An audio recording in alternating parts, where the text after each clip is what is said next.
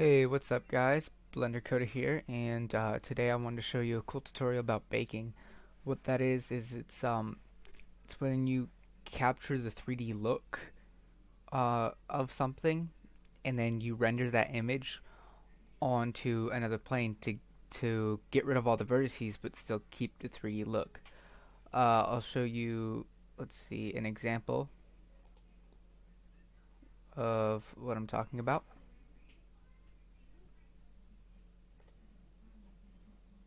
You'll see that in here I have this tile that I made myself with these and it's a 3D tile with these stones here, but when I look there actually are no stones. This is a completely flat plane just with the ambient occlusion, the normals applied.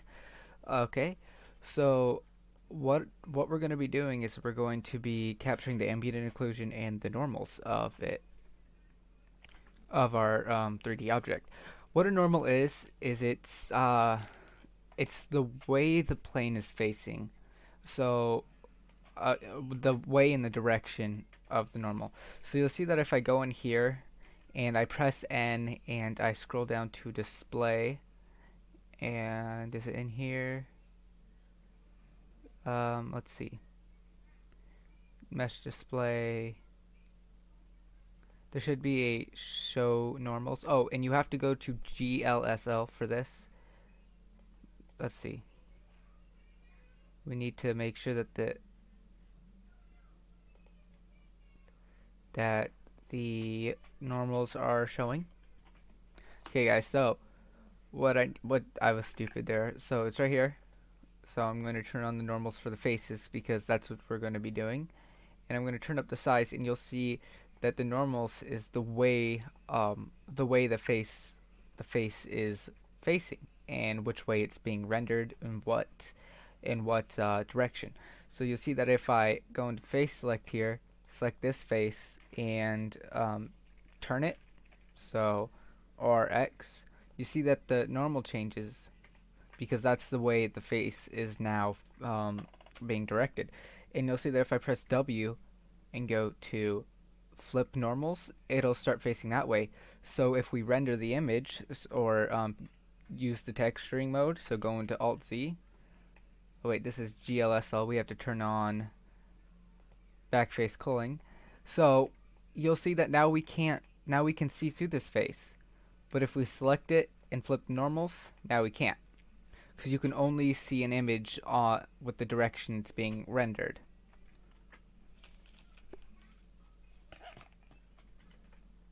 So I'm just going to get rid of here by pressing N.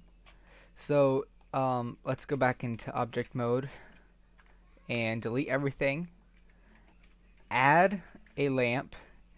Make it a hemi. Okay, it doesn't matter where you put it now. I'm sorry if you hear screaming in the background. So we're going to be rendering just a normal brick wall. We're going to be making a brick wall, but we're going to bring the vertice count way down to just four vertices. You'll see. So right now it doesn't matter how many vertices we make. It might go a little slow. So I'm going to add a cube, and I'm going to go into orthographic view. I'm sorry if you can hear those children. And I'm going to turn on snap.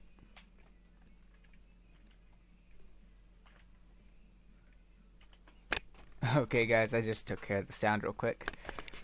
Okay, so gonna turn snap on, cursor to center, selection to cursor. Now we're just gonna scale this down to, on the y-axis, to about the normal size of a brick.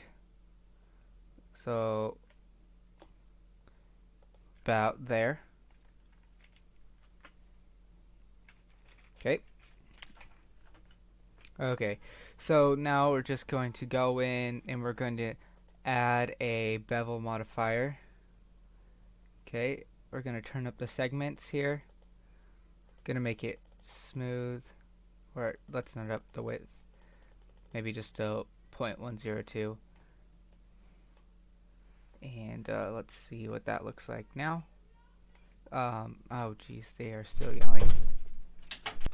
I'm more than sorry about that. I can't record a normal video without someone interrupting. Okay, so you'll see that it's kind of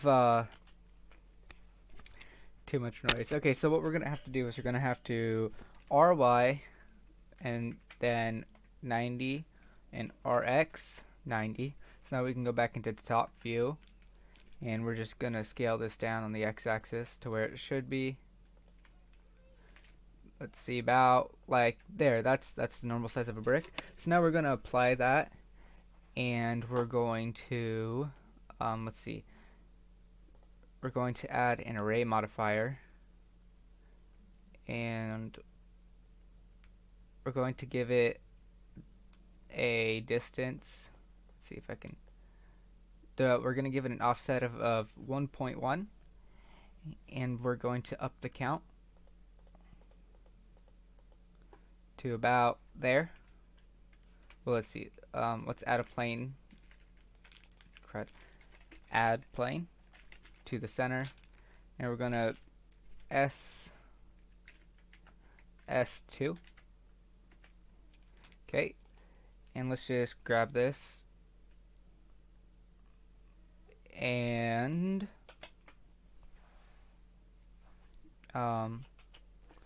okay, and we're just going to move it so it's about, we don't want it to overlay at all, but we want it to be straight. So what we're gonna do is we're gonna leave it like that, and we're going to bring up, we're going to, dang it, looks like we're just gonna have to deal with the background noise. Okay, so we're just gonna scale this up to about the size of these brick walls, so SY of these bricks, I mean. And we're going to try to make it so that that the bricks are just either above or below, just kind of like that. And we're going to make it so that it's I'm sorry. We're gonna come down here.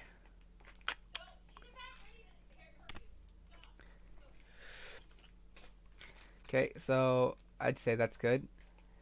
And now we're just going to apply that. And then we're going to add another array modifier. And we're going to take this from 0 and make this 1. We're going to take this to, let's see, nope, not that one. This one, right? Yeah, but we're going to make it negative. So negative 1.1, and you'll see that this happens. Wait, this is supposed to happen, but we're just gonna have to change the margin a little bit. So we're gonna have to be like 1.0. Oh, yeah, that's right. It's 1.01. So negative 1.01. That's not it. There you go. We can decrease that just a bit. Let's see, negative 1.09. That's good. I mean, you guys can do this yourself. I'm just showing you like the basics. So we're going to take the count up to 3, apply that, and now we have to make it so that this face again is in line with these. So we're just gonna drag this to the middle and like that. There we go. So you guys can fix the spacing and stuff. The brick should be as close as you think a normal brick wall would be. Okay, so now that we have that, we're just gonna take these and make them one object with Control J, and you'll see that let's see if, okay, so we have this is why we have backface culling on, so that if a face if a face's normal is off, it'll show us. So what we need to do is we need to go in edit mode, and we need to take this face. Looks like it's selected, so make sure you select this plane and nothing else, and we're going to press W, and we're going to flip its normals. We're going to go back into object mode. So now you see we can see it again. Okay, so now what we're going to need to do is we're going to have to actually go back into edit mode, select everything, Control S, and select everything, or just this plane here. We're going to actually duplicate this plane. So we're going to take this because we want it to be the exact size. So we're going to take this plane right here, and we're going to press Control D or Shift D. We're going to drag up this plane, press P, and we're going to separate it by selection. So now we have this, okay, and we're going to go into this plane right here. We're going to select everything, press Control Shift, cursor to selected, and it's going to go in the middle there. Now we're going to go back into object mode, select, have our plane selected, object, transform, and origin to 3D cursor. So pretty much we just selected this plane in edit mode, copied it and moved it up, and then we made it so that this plane was a separate object. And then now we just changed the origin to where the 3D cursor was by putting the cursor in the middle and going to object, transform, and origin to 3D cursor. Okay, I hope you guys get that. If not, you can just rewatch it. Okay, so now what we're going to do is we are going to go into let's see, where is it? UV editing, and we're going to have to press Alt Z again, press T, N, and we're going to make a new object, and we're going to call it normals. Okay, or new picture, a new picture. We're going to call it normals. Then we're going to I'm going to bring this over here and split the area about right here and go into, you can kind of see it, but I'm going to go into materials, add a new one, and then right here there's a texturing. I'm going to click it, going to go into texture, we're going to add a new texture, and we're going to select the normals. And now what we're going to do is we're going to go to image sampling, and we're going to turn the normal map on, and we're going to leave it at tangent, so don't change anything else. And one more thing is that, remember I said this is the way the faces, the objects or the faces were facing, in what direction they were facing. So we don't need the color for this one. This is just the 3D part of it. Okay, we're going to turn off the color, and we're going to get into geometry, because the geometry is the shape of it and the way it's facing. So on select color, and then select geometry.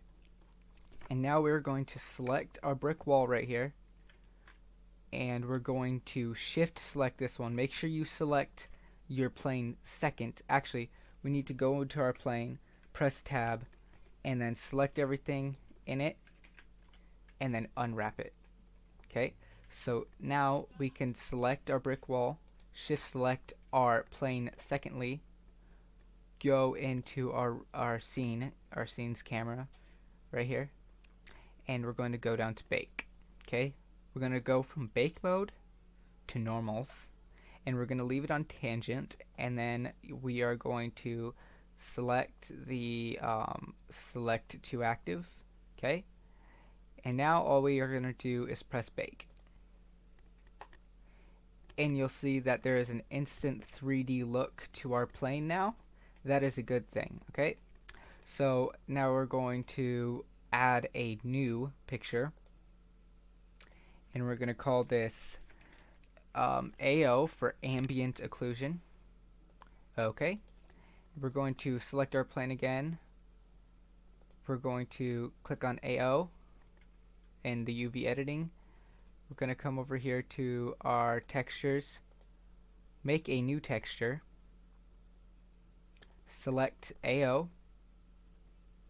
Okay, and we're just going to leave it like that, like as it is.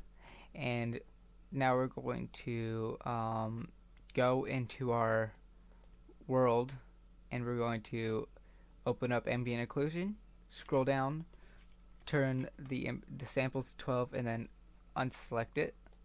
We're going to go back into our camera, and we're going to bake the ambient occlusion. Okay, and that's all you need to do.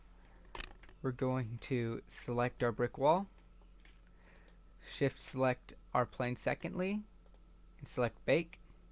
This may take a while, so I'm going to pause the video. Okay, so now you'll see we have the shading. The ambient occlusion is like the shading. If we look up the actual definition of it, because ambient occlusion definition, it's how bright, yeah, it's the shading. So we have the 3D look, right? We put the faces, we put the geometry in where it's supposed to be, and now we're adding the shading of the light. So that's good. Now we have our 3D look, and you'll see that the vertices are 24,392. We're now just going to take our brick wall and delete it. The verts go down to 4. We still have our 3D look. We only have one face, and that's it. So this will make your game a lot faster. It'll still give you that neat 3D look, and you can add masks to it.